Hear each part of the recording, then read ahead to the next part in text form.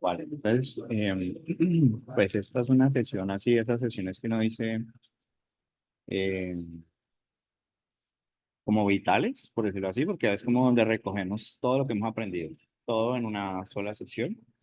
Pues ya en este momento ustedes en el Moodle, en el curso, les subí el libro que da origen a esta presentación. Es una presentación que también, digamos que la fuente es el doctor Atilio Bustos de Simago. Entonces, pues vamos a como abordarla. Eh, digamos que este es como el método que yo utilizo para la producción de mis artículos. Entonces, pues digamos que eh, chévere porque nos hace como una manera de entender en qué estoy, ¿no? O en qué estaba en un tiempo atrás y cómo estamos en este momento.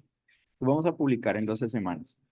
Normalmente nosotros cuando pensamos en publicar estamos como diciendo, bueno, existen múltiples razones para publicar. Algunas veces nos dan dinero por publicar, algunas veces porque nos dicen, vea, si usted es el docente de investigación y debe de tener una cuota de producción. El asunto, de más allá de por las razones que sea, el asunto es que cuando nosotros nos sentamos a publicar o a pensar en publicar, siempre aparecen como trabas. Entonces aquí lo interesante es empezar a desentrañar, digamos, como que cada momento que aparece dentro de la producción, pero al mismo tiempo que podamos establecer ciertas pautas, es decir, reconocer los problemas, pero al mismo tiempo ubicar las soluciones que están a nuestro alcance.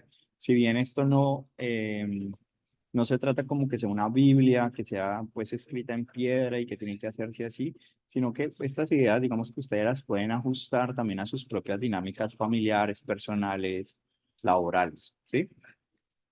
Básicamente lo que se propone es que si hacemos este ejercicio que vamos a aprender ahorita, pues estaríamos generando más o menos entre 4 a 5 artículos por año. En ese sentido, pues vamos a tratar de tener como unos hábitos, una forma de organizar el tiempo, una agenda que se vuelva compatible con nuestras situaciones personales, laborales y demás, pero sobre todo afrontar, desde mi punto de vista, el mayor enemigo que hay para empezar a escribir, que es yo. Cada uno, cada uno. Entonces, vamos a mirar un poco como ese como escenario. Y aquí digamos que también es interesante que a veces en los mitos está como que no, es que uno tiene que para producir ese volumen de artículos escribir 8 horas diarias, leer todo, ¿no? Que escribir cosas pues brutales, no, se trata no de buscar perfección, sino que buscamos es publicar.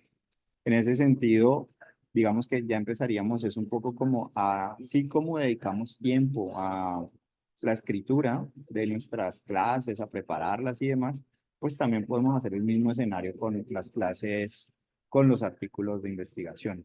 Y aquí digamos que algo interesante, este es el libro que les digo que ya está, digamos, en la plataforma, ustedes lo pueden descargar. Por favor, pues digamos que no lo, o sea, es para ustedes, sí, digamos que no es un libro que, es decir, yo lo voy a negar en cualquier momento que yo se los comparta. Pero lo que quiero decirles es, úsenlo. Todo lo que vamos a ver está en ese libro, es un manual. Solamente funciona siempre y cuando lo usamos. O sea, puede sonarnos muy interesante y todo, pero a menos que es como cuando uno va, digamos, a un restaurante y lee el menú y dice, no, pues ya como leí el menú, entonces comí. No, se trata como de ponerlo en práctica y creo que así ha sido también el curso pensado. Entonces hay 4 grandes como grupos de actividades. Digamos, ustedes van a tener como una especie de cuaderno de trabajo donde van a hacer ejercicios, donde van a practicar. Vamos a buscar también un colaborador, un compañero con el que prácticamente hacemos como un pacto, ¿no? Con el que queremos generar este compromiso de leernos mutuamente, de empezar a escribir partes de nuestro artículo y sobre todo cómo vamos a hacerle seguimiento al mismo. para poder, digamos que, mantenernos como en esta dinámica. Es interesante cuando ustedes tienen a alguien con quien trabajar porque eso les favorece a ustedes como que uno lo hace también porque el otro también quedamos en entregarnos algo, ¿no? A veces uno le da pereza, pero dice, no, pero es que no, mi amigo, no, o mi compañero, nosotros quedamos en que, y uno ve que él le está metiendo la ficha, pues uno dice, no, pues yo no me puedo quedar atrás, ¿cierto? Es un igual, es alguien que respetamos, que queremos, ¿cierto? Entonces, la primera semana es una semana en la que vamos a diseñar nuestro plan para escribir. Y creo que esto tiene mucho que ver con algo que a veces nosotros pasamos por alto. Y es que realmente eh, a mí me dejó casi que perplejo cuando leía esto, era que prácticamente solo el 5% de la producción científica mundial es generada, o sea, casi la totalidad, digamos, de la producción científica la genera el 5% de los investigadores. Eso quiere decir que pues ¿dónde estamos nosotros? ¿No? O sea, ¿dónde estamos nosotros que de pronto estamos eh, con algunas de las excusas que vamos a ver a continuación? Entonces, así viene un poco en el libro, ¿no? Entonces, ¿qué vamos a hacer el día lunes, el día martes? ¿Cierto? Más o menos es una hora. Es decir, que vamos a invertir 5 horas a la semana aproximadamente para, para lo que vayamos a hacer. Entonces, lo primero, algunos que son exitosos, lo que hacen cuando escriben es, oye, pues yo no estoy postergando, ¿sí? Simplemente escribo. Porque muchas veces uno al postergar se siente peor y se vuelve como un círculo vicioso, ¿no? Como que más largas le da a uno. Y pues realmente, digamos, aquellos profes que están estresados, ocupados, pues realmente no van a producir más que los que lo hacen una escritura constante. Entonces aquí lo importante es como no hay que esperar a tener inspiración, no esperar a último minuto, no esperar a que te llegue un ultimátum de tu jefe que te dice, mira, si no entregas un artículo, entonces se trata un poco de planearlo y en ese sentido, pues la escritura se convierte en una actividad social, es decir, es una actividad que empezamos como a compartir, es una actividad que decimos, estamos escribiendo para otros, para una audiencia. eh, entonces, a veces nosotros podemos decir, no, es que a veces eh, cuando pasamos a la colaboración, cuando pasamos a pensar en que otro pueda ayudarnos, el otro puede darnos incluso algunas ideas de cómo arrancar.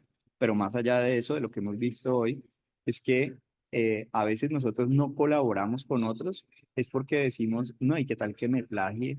No, ¿y qué tal que me critique? ¿No? No, ¿qué tal que yo le diga que le voy a entregar en 2 días y no se lo entrego? ¿No? Esa obsesión también por la originalidad, pero realmente, pues esto es comparable a un ejercicio, ¿sí? A una práctica que hacemos regularmente. Eso quiere decir que no es que tengamos una mala estrategia, no quiere decir que no sepamos qué hacer, sino que lo que está pasando es que no le damos tiempo a ser constantes, perseverantes en lo que estamos haciendo. Entonces, a veces yo arrancaba algunas sesiones en otras universidades con estas cuestiones que les decía, bueno, ¿ustedes qué creen? Un escritor nace o se hace, ¿no? Y lo que la investigación nos muestra es que nos hacemos, no se necesita tener una genética, no se necesita tener un talento. Digamos que el empezar a escribir nos ayuda a nosotros a mejorar nuestra escritura, como la práctica de un deporte, cualquier actividad. Entonces, casi que lo que se trata un poco es empezar a perderle el miedo y poder empezar a colaborar con otros para que sea una actividad pues menos solitaria, menos privada y que permita que otros puedan acceder a nuestras ideas. Muchos, digamos, de los que tienen este temor, ¿no? De pronto admiran demasiado a alguien y de pronto dicen, ay, no, pero ¿qué pensará? ¿No? ¿Qué pensará de lo que yo escribí? De pronto piensan en, y si doy los resultados, ¿será que me harán unas críticas? Entonces aquí lo importante es que lo más relevante se trata de la manera en la que nosotros estamos abiertos también a que nos retroalimenten, ¿sí? Nadie ha escrito algo originalmente. No sé si decía esto Goethe, pero casi que es imposible que lo que yo estoy diciendo en este momento sea únicamente y exclusivamente mío. Entonces, pretender originalidad, o sea, pretender es imposible, pero sí es posible que nosotros podamos, pues, abrirnos a utilizar, a leer, aprender de otros, a escuchar de otros y de esa manera podamos como avanzar. Mm, muchos de los autores que han sido rechazados, ¿vale? Si son rechazados y no persisten, pues efectivamente eso nunca se va a ver público. Entonces, muchos de los trabajos publicados, detrás de eso, hay una alta perseverancia por parte del que escribió. No se trata de un mérito académico, no se trata de la hoja de vida de ese investigador, solo se trata desde la perseverancia, de cómo aplicamos esta técnica. Mm, también, digamos que los que tenemos éxito en la escritura, decimos, oye, pues estamos escribiendo sobre lo que nos gusta, estamos investigando sobre lo que nos apasiona. Y eso también es, digamos, importante de tener en cuenta. Recordar entonces que si nos rechazan en una revista, de pronto no era la revista más apropiada, puede tener éxito en otra revista. Entonces, aquí sería muy interesante que usted empiece como a, primero, encuentre un artículo, un documento que usted haya, que tenga ya listo, ¿sí? Un documento que tiene ya terminado, porque ese va a ser con el que vamos a trabajar, ¿sí? O sea, la clave de publicar en 12 semanas está en convertir un texto ya existente en un manuscrito publicable, ¿vale? ¿Cuáles textos tienen, digamos, dificultades o desafíos un poco más grandes? Los artículos de revisión, los artículos teóricos, y porque tenemos que estar pendientes de que esté vigente, ¿sí? Entonces, mantener la vigencia de pronto es como lo que puede hacer que el argumento cambie, puede hacer que el argumento se pierda de lo que ya inicialmente habíamos hecho y nos toca como contextualizarlo. Que de pronto yo tengo un documento que pues no domino, entonces yo ahí pues para qué me voy a meter en eso. Em, siempre digamos que es importante, si bien aquí dice que tesis de maestría o licenciatura, pues realmente es que, sí, levantaste la mano. Perdón, se me levantó sin querer. Adelante, qué pena. No, perdón. Entonces, si bien ahí dice que no, realmente, como hemos visto, de pasar de de la tesis a la investigación, a un artículo científico, pues lo podemos hacer perfectamente. Y aquí digamos que vamos a empezar a trabajar, digamos, en este ejercicio. Eh, bueno, estas muestras de tamaño no significativo también son susceptibles de ser mejoradas. Ahorita vamos a ver. Mm, entonces, digamos que tenemos el documento que queremos transformar, vamos a buscar en dónde vamos a escribir. Entonces, aquí el asunto es como tratar de ser claros cuando tenemos familia. Es como, mira, voy a estar en este momento por un momento, ¿sí? Porque finalmente no vas a... Y aquí lo que vamos a aprender es que a veces uno cree que tiene que trabajar en bloque, ¿no? Así extenso, todo el día escribiendo, ¿no? Pequeños bloques constantes, pero que uno diga, voy a trabajar 20 minutos constante, una hora constante, es bien. O sea, 60 minutos es bien por día para lograr el objetivo. Entonces, tener un sitio regular para escribir también es importante porque nos ayuda como a habituarnos, como que este es mi lugar, ¿no? Entonces yo me siento y sentado ahí es como que, ven, ¿verdad? Voy a escribir, ¿sí? Eh, si bien a veces uno puede tener lugares alternativos, pues la recomendación es como tratar de mantener un hábito, ¿no? Tratar de mantenerse, pues, dentro de, como, voy a colgar un aviso, voy a apagar el celular, voy a decirles a todos, este es el momento, pues ya casi que mi familia o mi grupo de profesionales y tal, saben que a esa hora yo escribo, ¿sí? Entonces no me escriben, o si me escriben y está apagado, dicen, ah, verdad, está escribiendo, ¿sí?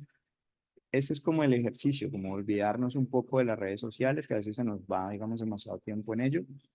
Entonces, diseñar tu horario para escribir. Esto es básicamente como un deporte. La práctica regular es lo que importa, es lo que evita que abandonemos. Entonces, 30 minutos al día, una hora al día, es digamos que ¿vale? Lo mejor. Es tratar de encontrar también el punto de ustedes, ¿no? O sea, ¿qué funciona mejor? Algunos dicen, no, yo escribo mejor cuando estoy en la muy mañana temprano. O otros dicen, no, yo escribo mejor tarde en la noche. Bueno, encontrar dónde me siento más cómodo y tratar entonces de tener una rutina, un horario que se mantenga, ¿vale? Y establecer una fecha límite, como que, bueno, voy a empezar aquí y voy a terminar aquí, ¿vale? Y sobre todo metas realistas, porque es lo más desafortunado cuando usted dice, voy a escribir 2 horas seguidas y no las cumples, te desmotivas. Entonces, si usted dice, yo cumpla con 15 minutos, los cumplió, listo, ahorita vamos a 20, ¿no? Y ahí vamos subiendo hasta que se vuelve un hábito, ¿vale? Entonces, mira, por ejemplo, esto, tú puedes decir, listo, voy a diseñar mi plan de escribir, voy a empezar, estas son las semanas que vamos a ver ahora, ¿sí? Entonces, estamos en esta primera semana. Entonces, diseñamos nuestro plan de escritura y lo vamos dejando, digamos, organizado. Mi calendario, digamos, semanal de escritura, cuántos minutos me tomó, cuánto tiempo, digamos, de más me pasé. Superamos entonces cuando, bueno, ¿cuáles son nuestros obstáculos? Preveamos obstáculos. Ah, es que a esa hora llega mi hijo del colegio. Ah, es que a esa hora mi esposa normalmente nos vemos para almorzar. Entonces no es la mejor hora, ¿no? O qué podemos hacer como para evitar esos obstáculos. O sea, es planear el ejercicio. Vamos a iniciar entonces el artículo en la semana número 2. Una vez que nosotros ya como que tenemos claro qué vamos a trabajar, dónde lo vamos a hacer, qué posibles obstáculos vamos a tener que afrontar. Fijamos unos horarios, nos ponemos ahí a escribir. Listo, entonces empezamos. En la semana 1, pues este es como el recorrido. Aquí están los capítulos que deberíamos de leer del libro, que ya les mencionaba que estaban allí.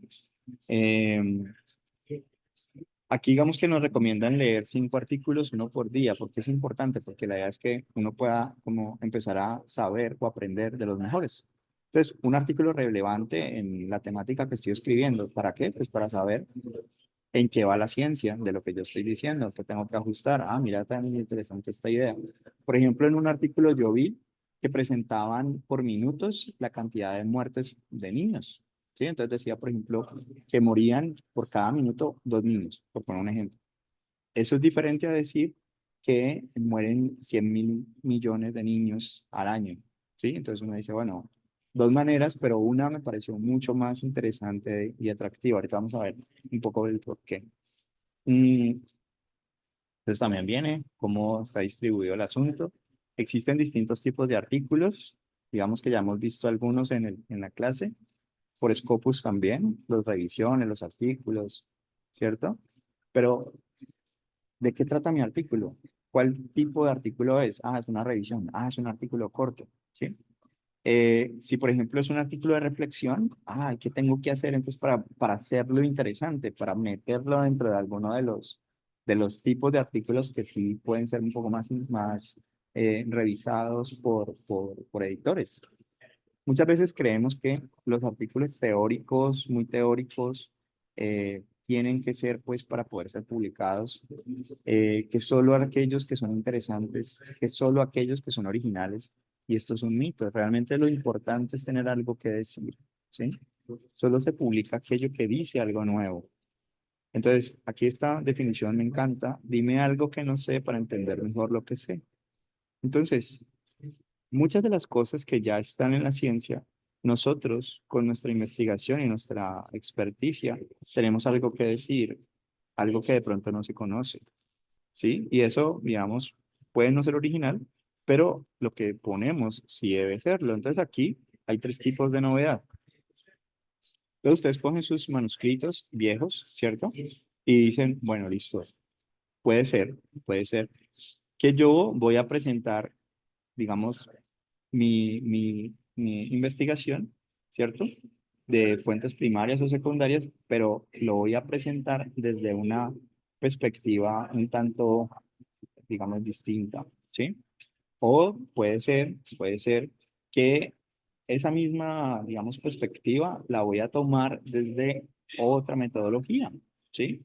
O desde otra teoría o la combinación de las anteriores, que sería entonces decir, voy a tomar algo que se desconoce, algo que es nuevo, algo sobre lo que no hay información, y además lo voy a hacer con una forma de aproximación metodológica o teórica innovadora, ¿no? Entonces, puede ser que nosotros estemos aquí diciendo, bueno, ¿qué es lo novedoso de mi artículo? Y aquí a veces uno dice, bueno, yo tengo una tesis por poner un ejemplo, estadística descriptiva. ¿Qué pasaría si de pronto puedo hacer otro tipo de estadística? ¿O qué pasaría si incluyo, digamos, una revisión de literatura de contexto y la complemento con... Entonces voy empezando como a matizar el asunto. Entonces lo importante es tener claro qué tipo de novedad tiene el artículo, qué revisiones requiere el artículo para poder que eso que es viejo pueda vincularse con lo nuevo. Aquí digamos que vamos a chocar un poco porque yo les había planteado a ustedes que el resumen era lo último que se escribía. En esta técnica, lo primero que se escribe es el abstract. Y aquí digamos que es importante, pues un abstract nos permite tener claro el argumento, o sea, de qué trata mi argumento, qué voy a hablar, ¿no? Entonces, ¿qué es lo importante de mi tema? ¿Por qué me propuse hacer eso? ¿Qué es lo novedoso? Y además me permite entonces poder llegar a una forma de cómo lo investigué, ¿sí? Cómo llegué a ello, qué encontré, qué conclusiones, qué significa eso, ¿no? Entonces, nos permite resolver problemas, nos permite conectarnos, nos permite casi que el otro conozca de qué estamos hablando con nuestro artículo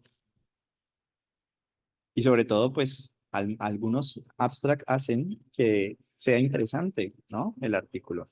Entonces, aquí estamos cambiando un poco la lógica, porque lo primero sería, oye, voy a empezar a pensar de manera concreta, un resumen. Mm, no es para introducir el tema, no se trata de esperamos probar o un plan que vamos a ejecutar, no se trata de dar datos sin argumento, y aquí viene lo importante porque es, si yo no tengo un argumento, todo lo demás carece de sentido. De hecho, lo que vamos a aprender es que en torno al argumento se organiza el artículo. O sea, no son los datos los que originan el artículo, es el argumento el que da origen al artículo. Y entonces por eso aquí cambia un poco la lógica de lo que habíamos hablado al principio de las clases. ¿Sí? No incluir entonces notas ni referencias, no incluir citas, no acrónimos ni abreviaciones. Entonces, normalmente, digamos, en artes y humanidades, vamos a tener un objetivo, un diseño, unos resultados, ¿cierto? ¿Cuál es como la originalidad de nuestro trabajo? ¿Qué hemos encontrado? Entonces, por ejemplo, en este abstract estructurado tenemos el propósito, los métodos, los hallazgos, ¿sí? ¿Qué es lo que hace de valor, digamos, este manuscrito? ¿Sí? Este es otro ejemplo, digamos, también estructurado. Los objetivos, el primer objetivo, el segundo objetivo, los métodos, los resultados, cuáles digamos que pueden ser algunas de las limitaciones. Entonces la definición aquí, la delimitación un poco, cuáles son las conclusiones, ¿sí? Y digamos, por ejemplo, este es un artículo interesante de, por ejemplo, qué es lo que hace que un artículo termine siendo, digamos, descargado, ¿no? Entonces, por ejemplo, la relación que hay entre las citas y las descargas, los datos que se utilizaron, los resultados. Este sería un resumen no estructurado, ¿sí? No hay una estructura como presente. Entonces, normalmente digamos que los resúmenes en humanidades pues dan un contexto, presentan el objetivo, qué hace significativo lo que yo estoy haciendo, cuál es el, digamos, el referente teórico que tengo, cuál es el argumento y cuáles son las evidencias para eso. Entonces, aquí digamos que la sugerencia es tomar un artículo de interés y seleccionar 3 resúmenes que a usted le parezcan interesantes para aprender de ellos, ¿vale? Y puede ser artículos altamente citables, altamente citados. Los que más citas tienen, uno dice, ok, ¿qué es lo que hace que sea tan citado? Porque normalmente uno lo que lee es el título y el resumen, ¿sí? Entonces, ese resumen debe tener algo muy interesante. Pueden conformar un equipo, unas parejas, y entonces explicarle al otro de qué trata su artículo. Entonces usted dice, bueno, voy a elaborar mi resumen, ¿no? Entonces mi artículo es sobre, ¿no? Y tratar de resumirlo en 3 frases, así súper sencillo. Y dígale al otro que le repita lo que el otro dijo, porque de esa manera usted se cerciora si quedó claro o no. Luego de que usted ha participado con su compañero, pues usted ya dice, bueno, voy a hacerlo de manera individual y voy a decir, bueno, mi artículo sobre qué es y qué aprendí de haber revisado estos resúmenes. ¿Sí? Entonces, por ejemplo, en este caso, eh, casi que decimos, listo. Entonces, tengo el artículo sobre el cual voy a trabajar. Vamos a hacer una primera como revisión, así como súper general, en la que vamos a tratar de guardar por fechas. ¿Por qué es importante guardar por fechas? Porque a veces a ustedes se les olvida como que cuál es la última versión de su manuscrito, ¿no? Entonces, chévere que el manuscrito, normalmente, ¿cómo lo hago yo? Yo abro una carpeta, ¿no? Con el nombre, digamos, del artículo o el tema. Y en esa carpeta tengo las distintas versiones que voy trabajando del artículo, los ajustes que voy haciendo y todo lo demás. Las bases de datos que están en ese artículo, o sea, todo lo tengo ahí integrado, ¿sí? Entonces, de esa manera, digamos que yo puedo hacer como un control y decir, bueno, listo. Por ejemplo, mira, coloqué una referencia, pero no la encuentro, no la tengo en la referencia. Yo puse una cita y no la tengo. O a este argumento le hace falta una referencia. O este argumento es ambiguo, ¿sí? Le hace falta, digamos, que yo clarifique la relevancia. Y de pronto estoy dando lo mismo, soy redundante. De pronto, moviendo el párrafo del lugar cambia. Entonces aquí un tipcito, semejante con semejante. Este párrafo habla de mujeres y este párrafo habla de hombres. Entonces no deberían de estar juntos. Debería de seguir un hilo conductor que hable solo de mujeres y luego de hombres o de lo que sea, ¿no? Semejante con semejante. Em, digamos, no, nos hace falta de pronto es que esta gráfica aquí confunde, podemos modificarla, podemos moverla, casi que volvemos a escribir la introducción, volvemos a revisar las conclusiones a la luz, digamos, de esa como revisión general que hacemos. Entonces, aquí digamos que podemos decir, oye, de lo que leí de mi documento viejo que no he tocado, ¿no? Simplemente como que yo lo escribí cuando tenía, no sé, 5 años, ahorita tengo 20 años. Bueno, hay cosas que han cambiado, voy a volverlo a leer, voy a hacerle ajustes, entonces puede salir como, oye, ¿qué cosas identifiqué que necesito mejorar? ¿Sí? ¿Cuánto tiempo creo que me pueden tardar? ¿No? Voy a redactar entonces el resumen de mi trabajo y le voy a pedir a otra persona que pueda leer mi resumen y chévere que él te retroalimente. Eso lo puedes hacer por correo electrónico, pedir la retroalimentación de un compañero. También, por ejemplo, podemos leer un artículo que sea de modelo, que sirva de referencia. Entonces, oye, ¿qué es lo reciente que se ha publicado en el campo? Ojalá no más de un año, ¿sí? Bien reciente, que podamos casi que comprenderlo, trabajarlo, aprender, oye, cómo presenta el resumen, cómo presenta la introducción, cómo presenta la discusión, ¿sí? Para yo empezar a mirar mi artículo y decir, oye, a mí me falta aquí cómo ampliar esto, no está muy claro esto, ¿sí? Bien, el desarrollo del argumento. Vamos en la semana 3 de 12. Vamos a ver si le vamos a meterle un poquito el acelerador. A ver, la razón principal por la que los manuscritos se rechazan es por el argumento. Entonces aquí vamos a ver unos pequeños problemas de rechazo, ¿no? Pero normalmente todas están relacionadas con el argumento. Por ejemplo, si el argumento es demasiado amplio o muy limitado, ¿eso qué quiere decir? Que nosotros a veces estamos como pensando de manera muy local, ¿no? Entonces aquí se trata un poco de empezar a decir, bueno, no debe ser especulativo, tampoco debe ser ambiguo. Entonces, digamos que empiezo como a decir, ok, necesito primero como asegurarme de que muchas personas puedan entender de lo que estoy hablando, mi argumento, ¿sí? Y cómo mi argumento particular se relaciona con un problema mayor, con un problema que convoca a varias comunidades científicas. ¿Sí? Entonces, por ejemplo, la depresión puede ser un problema muy específico de la psicología, pero ¿cómo se pueden involucrar otros? Entonces, si yo empiezo a hablar, por ejemplo, de gastos públicos, para el sistema de salud, sobrecargas para los efectos que tiene cuando una persona muere, la gente que queda viva. Entonces empiezo a pensar en cómo esto puede ser un problema ya de salud pública, que implique un poco más de personas. Tratar entonces de dirigirnos siempre como a tratar de llevar nuestro pequeño problema que sea de interés, porque le debería interesar a usted leer mi trabajo, ¿no? Entonces, eso lo logramos dirigiéndonos a un público más amplio, un público inteligente, o sea, no tenemos que explicarle todo al detalle.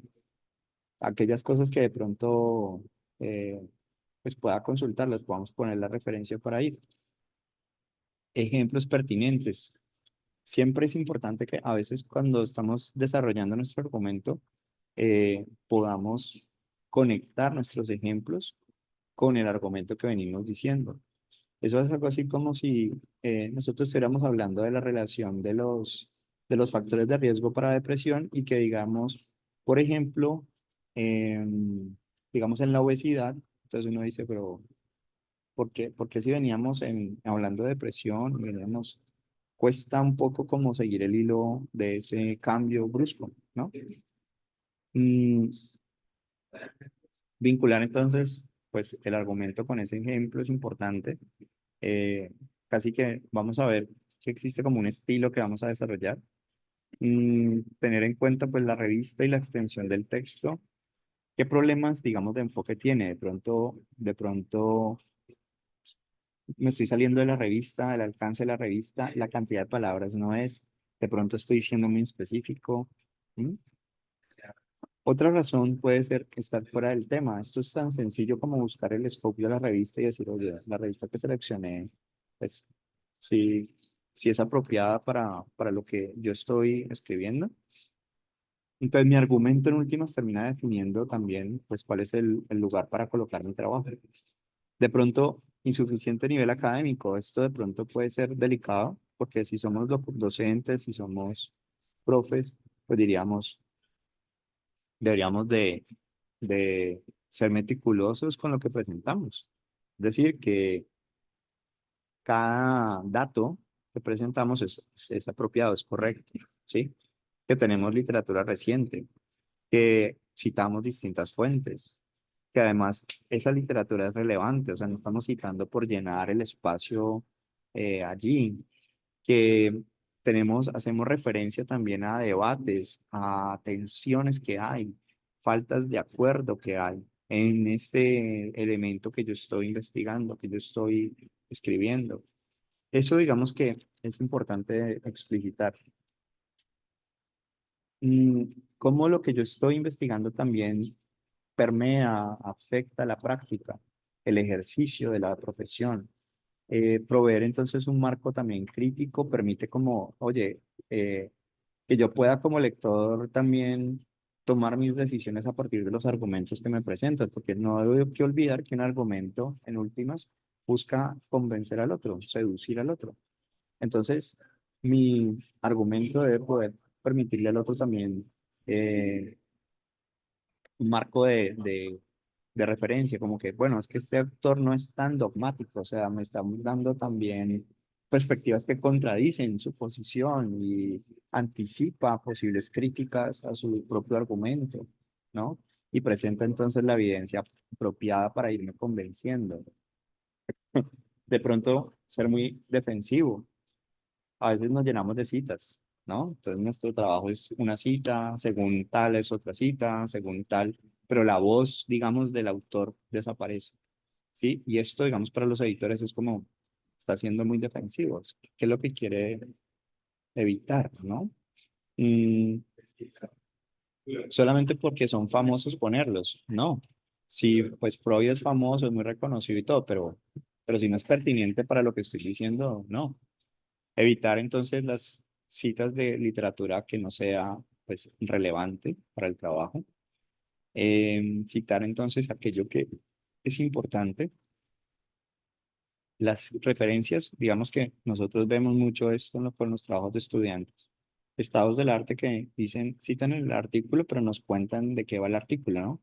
Entonces el artículo titulado, realizado en la ciudad, por los autores tal, ¿no? Entonces eso hay que abolirlos, debe ser muy concreto. O sea, es una lectura para la escritura. Eso quiere decir que de lo que leímos, vamos a tomarlo para desarrollar el argumento, para convencerte, ¿sí? Ve, este es un buen ejemplo, ¿sí? Entonces, voy a colocarlo. Entonces, si el ejemplo es que es un problema, es porque están muriendo muchos, pero ¿cuántos? ¿No? Entonces, podemos poner el dato y poner la referencia. Las jergas específicas hacen que, pues, casi que si yo no te entendí, pues no te voy a citar, no te voy a seguir leyendo.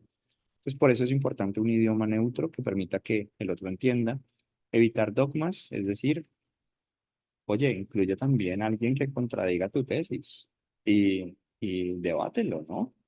Debátelo. Asume que hay alguien que no piensa como tú y puedas como poner tu posición. O sea, el asunto es eso.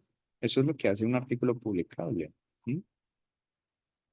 De pronto no soy lo suficientemente original. O sea, estoy creyendo que soy el único que lo hizo y resulta que ya hay otros artículos. Entonces a veces lo mandamos y nos lo devuelven diciendo, mire, este artículo obvia este trabajo que ya fue hecho, ¿no? Entonces, que no nos pase. Por eso la recomendación de la primera semana es empezar a leer un artículo diario, ¿no? Al menos como en el tema que nos interesa. Chévere, empezar a actualizar nuestra publicación vieja. Concentrarnos entonces en qué es lo novedoso, qué es lo que se está hablando hoy, ¿no? En este momento respecto a este tema. Presentar entonces de forma articulada, casi que, oye, listo, esto es lo que se sabe hoy. Ahora, ¿cómo lo que yo estoy haciendo se está articulando con lo que hice? ¿Sí? Con lo que hice y con lo que se sabe y qué implicaciones tiene. Ah, de pronto es novedoso porque la evidencia que tengo contradice lo que se estaba pensando. De pronto es novedoso por la forma en que analicé o utilicé una teoría. De pronto es novedoso por los instrumentos o el plan de análisis que seguí o la metodología. Ah, es que siempre hay investigaciones cuantitativas sobre esto. Mi investigación es cualitativa. Es novedoso, ¿vale? Siempre es importante reclamar mis ideas. O sea, yo como autor digo, señalo que la tesis de este artículo es o el argumento es. Lo importante es que uno como editor pueda ver la voz y como autor pueda desarrollar la voz. Una estructura deficiente. Entonces, siempre, digamos que tener clara la estructura. ¿Dónde encontramos eso? Guía de autor, pero seguirla, ¿no? Apegarnos a la idea central, apegarnos entonces, oye, ¿cuál es el argumento? Y en torno al argumento vamos desarrollando el artículo. Entonces voy leyendo y, uy, se perdió el argumento, se diluyó, se perdió, literalmente. ¿Cómo lo recupero? ¿Qué párrafos tengo que eliminar o qué párrafos tengo que editar? Entonces eliminamos todo lo que sobra, todo lo que es irrelevante, todo lo que no dice nada. El agua moja. Bueno, el punto es, ¿cómo lo hago yo? Leo un párrafo y digo, si lo quito, ¿qué pasa? Nada. Bueno, es irrelevante. ¿Sí? Si lo quito, ¿qué pasa? Se pierde el hilo conductor, se pierde lo que venía diciendo, se pierde el argumento. Es importante que dejar. Es como un poco en ese sentido. Subordinar lo concreto. ¿Y aquí de qué se trata esto? Es muy interesante esta parte porque así que a veces por ponernos en los ejemplos se nos olvida de lo que venimos hablando. Es como nos vamos por las raíces, como que de qué estábamos hablando, ¿no? Del tronco. O sea, el tronco es el argumento.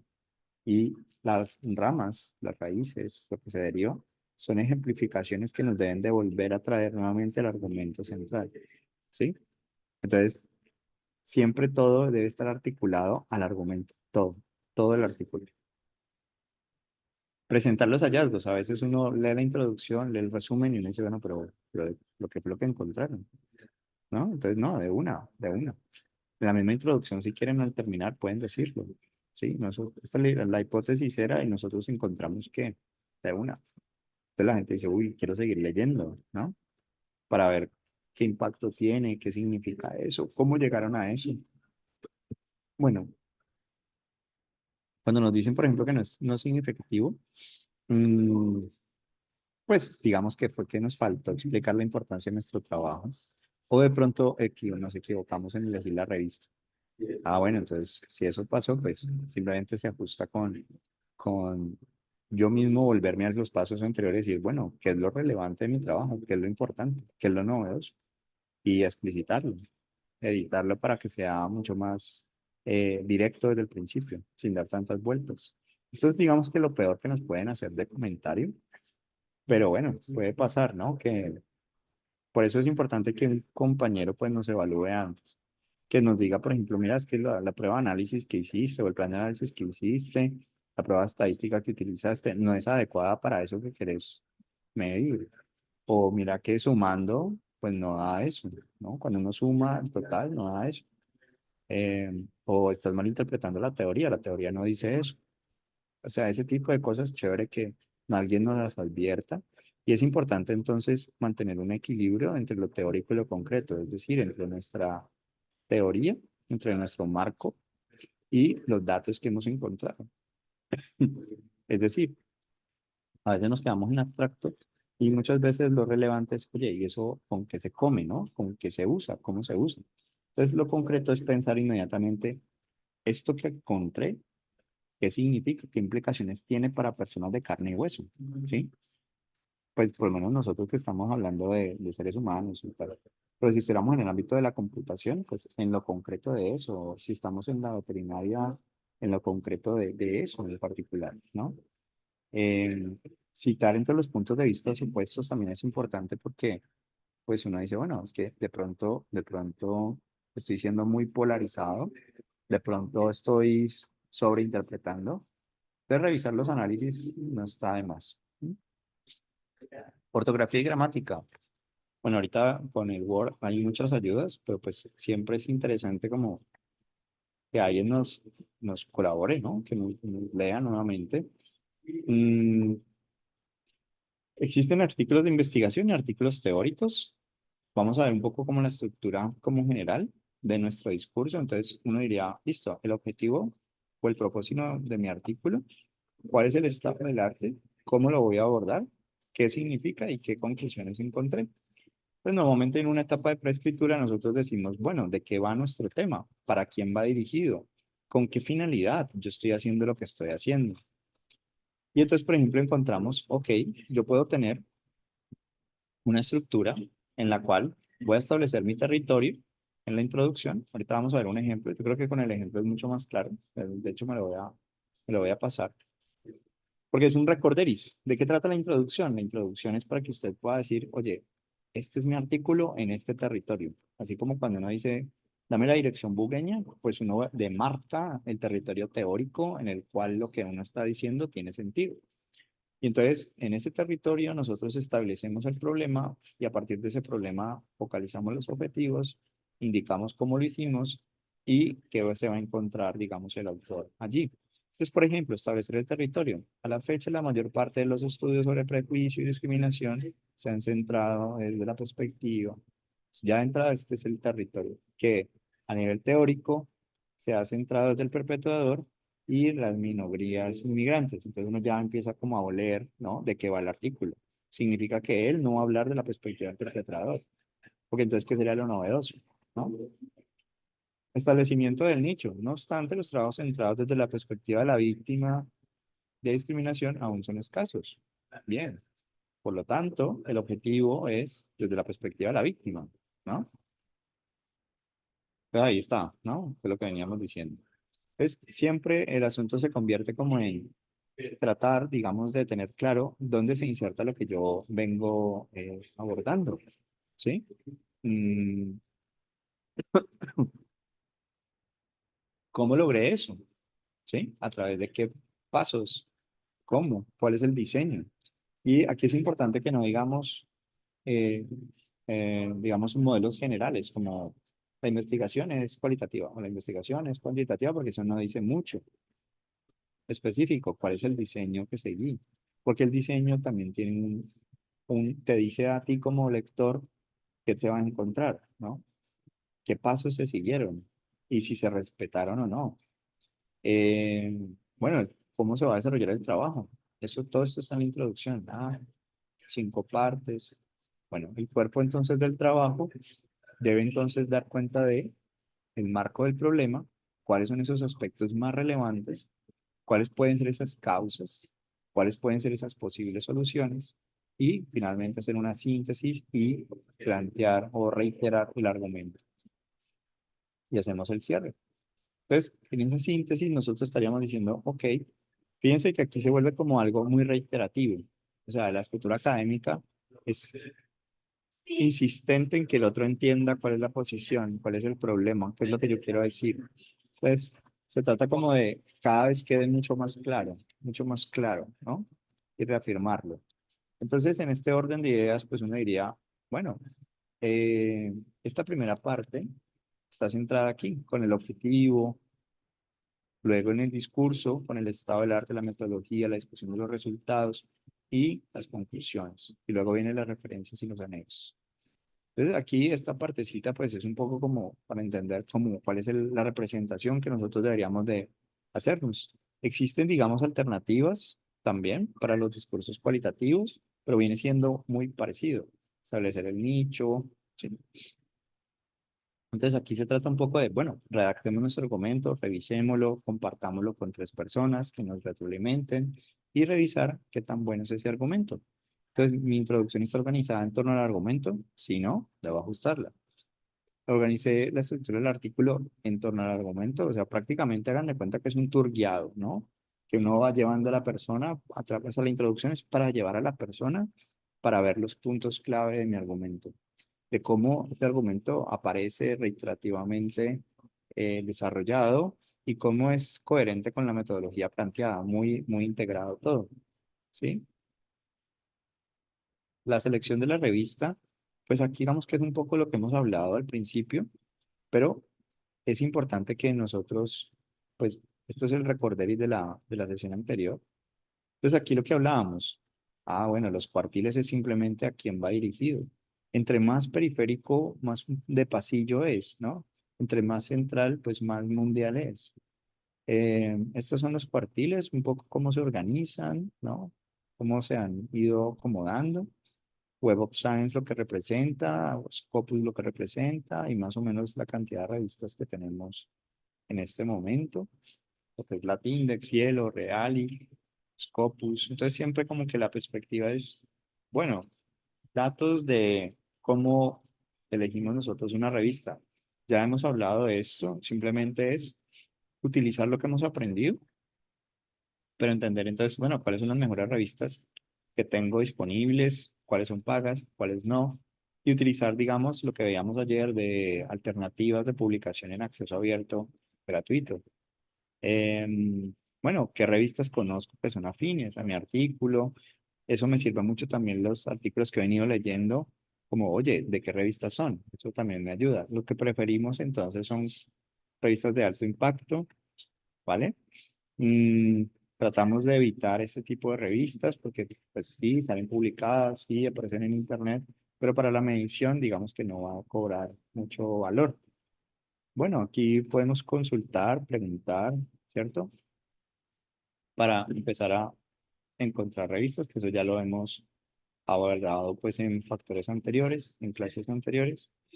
Estos son los dos indicadores respecto a ellos. Es simplemente como el número, digamos, la popularidad que tiene una revista dentro de su comunidad científica. Son dos maneras de verlo. Pues aquí es un poco como para explorarlo. Cada área temática, digamos, que tiene un mayor nivel de citación que otra. Por eso no podemos comparar áreas temáticas entre sí. O este autor lo citan más que a mí, pues de pronto es por el área temática en la que nos estamos involucrando. Pues la idea no se trata como de elegir como que está de moda, ¿no? Sino pues, simplemente como que es lo que te gusta, que es lo que te apasiona. Eso es lo que les enseñaba un poco con el SJR. Básicamente cuántas citas por documento, ¿sí? La probabilidad de citación. em, los índices H, pues en últimas es el encuentro entre tus documentos y las citas. Entonces, muchas veces, pues se utiliza como una medida, como un indicador de qué tanto impacto tu producción científica genera, ¿sí? Pero, digamos, en esto, evaluación entonces de posibles revistas, que la revista sea arbitrada, que tenga buena reputación, tenga, ¿sí? Entonces uno empieza como a revisar aquí un poco y se da cuenta, bueno, hay ya con lo que hemos hablado, ideas de cómo revisarlo. Aquí es como algunos otros criterios adicionales a los que ya hemos visto para, para empezar a seleccionar revistas. Aquí, por ejemplo, no mandar carta al editor, sino solamente cuando ya hemos seleccionado la revista. La semana 5 vamos a revisar entonces la literatura, qué literatura tenemos para complementar nuestro artículo. Entonces, de pronto, artículos de investigación ¿Cuáles son los más citados? Serían los que deberíamos de incorporar en nuestro manuscrito. Aquí es interesante porque se trata como de, ojalá yo tenga dentro de mi artículo artículos que provengan no solamente de ser citados, sino también que sean artículos de buenas revistas, ¿no?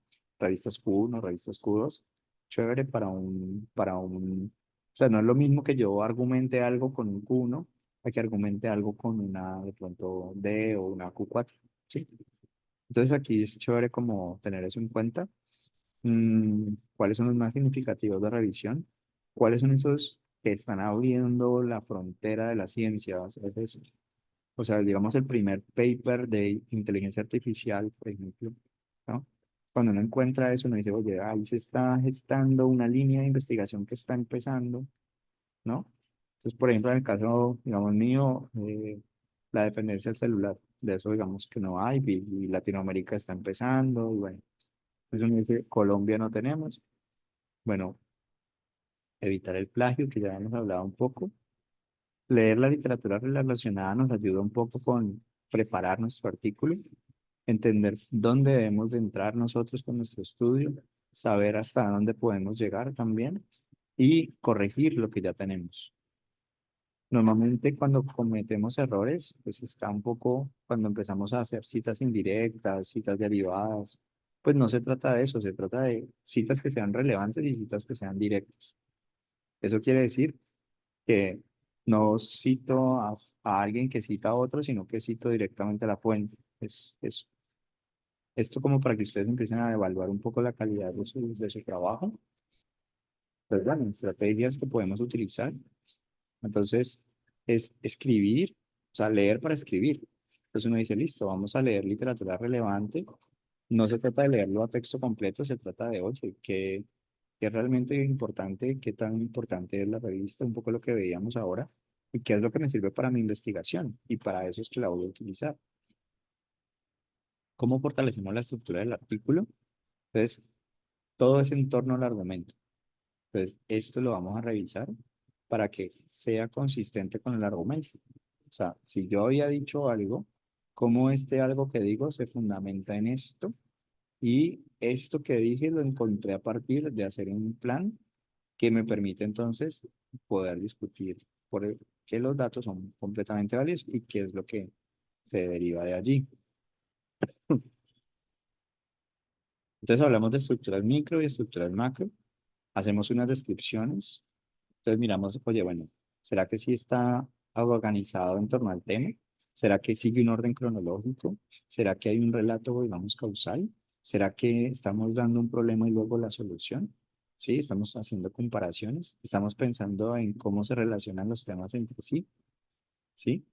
Aquí es un poco, por ejemplo, oye, partamos entonces de lo que los lectores saben, conocen, vamos de lo simple a lo complejo, vamos de lo que es aceptado a lo que es refutado, porque normalmente los lectores que son persuadidos, ¿no? Son más fáciles de persuadir cuando creen en algo que ellos aceptan, ¿sí? Y ya cuando ellos están familiarizados con eso, dar el siguiente paso hacia algo más complejo es más sencillo de llevarlos y de que sean convencidos, ¿no? De lo general a lo particular, ser inductivo. Entonces iríamos, aquí digamos que hay un error, digamos que si es ir de lo general a lo particular sería ser deductivo, ¿no? Pero bueno, partir cronológicamente del pasado al presente, proceder siempre como una asociación, como si fuera una visita guiada, que hablábamos hace un momento. En la estructura macro, digamos, una introducción que atraiga a la audiencia, o sea, tiene que ser algo llamativo, un planteamiento del argumento, una conclusión que sea pues, emotiva. Entonces, casi que es como, bueno, presento mi argumento, presento mi evidencia y presento la conclusión. Entonces, ok, voy un poco como el contexto, le introduzco mi argumento, doy algunas pruebas y concluyo. Entonces, así un poco diría, bueno, entonces el artículo cuantitativo, introducción, ¿cierto? Todo en torno al argumento. Los cualitativos, todo en torno al argumento. Oye, ¿será que en lo estructural puedo usar más subtítulos? Bueno, ¿dónde los puedo usar? ¿Puedo hacer más resúmenes? O sea, esta introducción de pronto está demasiado extensa. ¿Puedo hacer algo con ella para hacerla más corta? Sí, digamos que no se trata de una novela de misterio, o sea, no se trata de que el otro adivine qué fue lo que yo quise hacer, no. él tiene que quedarle claro lo que estoy diciendo, es de una, se revela de una. Entre más rápido, mejor. Entonces digo esto por esto, ¿no? Pues presentamos la evidencia después de un argumento. Entonces pueden decir, ¿dónde presento el argumento? Al principio del párrafo. O sea, la primera línea es el argumento. Punto. Luego vienen las evidencias. Luego viene la conclusión, la síntesis. Esa es como la estructura, ¿sí? No son los datos los que organizan, es el argumento lo que organiza. Ser equilibrada. Entonces, si uno ve una introducción pequeña y unos resultados grandes, pues uno dice, ¿qué pasó ahí, no? Entonces, esbozamos el artículo, lo trabajamos, lo priorizamos, revisamos el bosquejo, tiene lógica. Esto es un poco más de que ustedes lo puedan avanzar. ¿Cómo presentamos la evidencia? Hay distintas evidencias, empíricas, clínicas, ¿sí? Pero el punto entonces es como que le queda a uno claro completamente que la evidencia seleccionada pues es la más apropiada. Siempre en clave de ser breve, de evitar repeticiones. Los resultados, en últimas, buscan es que soporten el argumento, la hipótesis que yo estoy planteando. En la discusión, principalmente es en torno al argumento, principalmente si confirmamos o refutamos la hipótesis, conectamos los resultados, los relacionamos con investigaciones previas, pero siempre enfocados, o sea, no perder de vista qué estamos diciendo, reconocer nuestras limitaciones, sugerir investigaciones futuras. Esta es la estructura de una discusión. O sea, ustedes pueden decir, bueno, voy a empezar aquí, luego acá, luego aquí, luego acá. Algunas fuentes que les pueden servir, el inicio y la conclusión, es importante cuidarlo, o sea, cómo iniciamos y cómo terminamos. A veces las personas leen el principio y solo leen el final, pues que sea muy potente eso para que quede claro. El título debe, casi que debe tener un verbo, ojalá, o sea, pensar como Google, o sea, cómo encuentra el artículo, ¿no? Entonces debe ser fácil de entender, fácil de ubicar, entonces, o sea, términos muy potentes ahí, ¿no?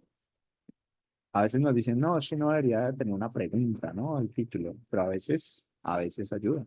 Si yo estoy tratando de responderla, ayuda. Si alguien está buscando eso, ¿no? En Internet.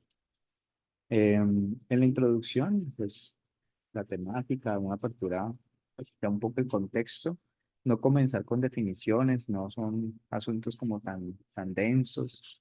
Tratar de ir llevando poco a poco a esa apertura, a ese entendimiento del argumento. Las conclusiones son un resumen del argumento y sobre todo lo que significa. Entonces, muchas veces no repetir los resultados, se trata es, oye, ¿cómo podemos entonces estos resultados convertirlos en una interpretación poderosa que tenga sentido para alguien de forma práctica, concreta? ¿Sí? Ser usado.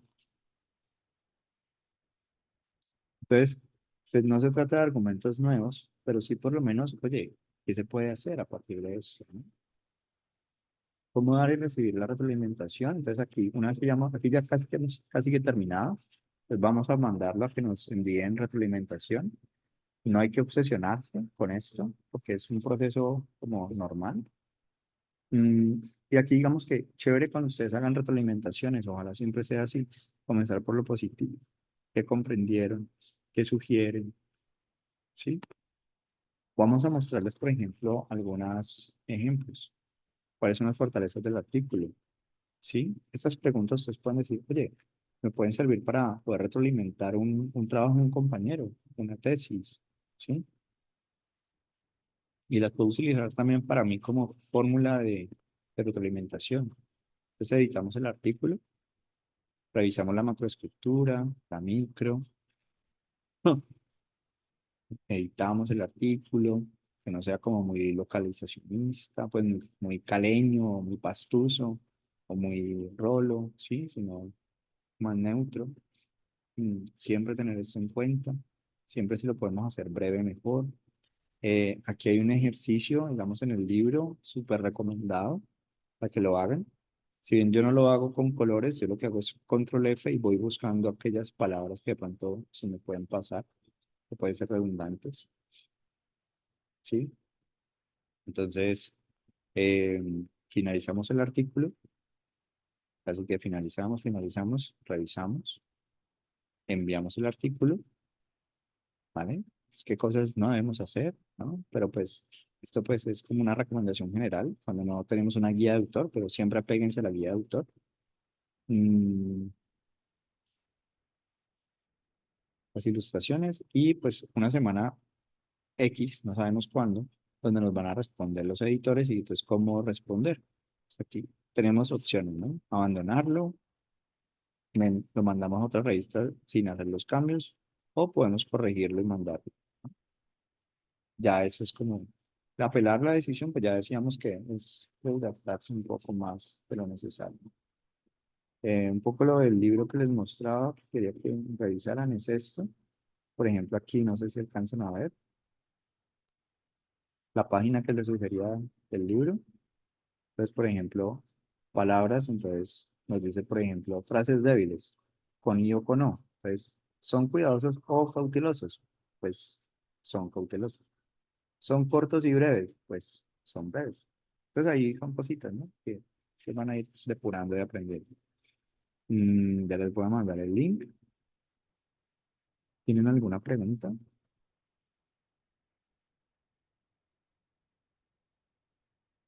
Fue a mí, yo no. Qué pena que me pasé de la... Ay, qué pena. Una Iván, pregunta, profe, buenas noches. hola, buenas noches. Quería saber un poco más de sus escritos, sus documentos son como interesantes para poderlos leer. ¿Nos daría la ubicación, bibliografía? Sí, claro. Pues mira,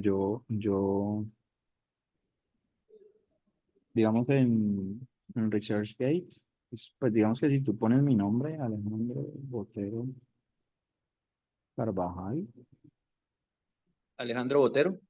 sí, Alejandro Botero Carvajal en internet, no ves que me manda pues a Orsi, pero pues digamos que se puede así, Carvajal. Ujú. En Google, digamos que tenés en Google Scholar, tenés el ResearchGate, tengo un canal ahí también. Ahí pueden solicitar cualquier como video que necesiten de alguna cosa, Ah, listo, profe. ¿vale? Eso es para conocer un poco más de sus escritos. Ah, bueno, no, con gusto. Sí, me interesa. Muy bien. Bueno, listo, Listo, profe. Gracias. vale. Em, listo. Bueno, entonces nos vemos el lunes. Bueno, que estén muy bien. Listo, profe. Muy Gracias. amable, gracias. Hasta luego. Gracias, profe. Un gusto. Hasta Gracias. luego. Chao. Gracias, profe. Chao.